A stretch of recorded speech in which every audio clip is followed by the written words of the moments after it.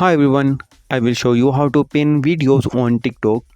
First of all, you need to open your TikTok app and go to your profile and open your video. Then you need to tap the three dots in the bottom right and tap the pin option in the bottom. Now your video will be pinned on your profile. If there is a problem with this video, so ask in the comment. Any problem related to social media and internet, let us know in the comment bar so we can make a video on it. Please like this video and press the bell icon for any update.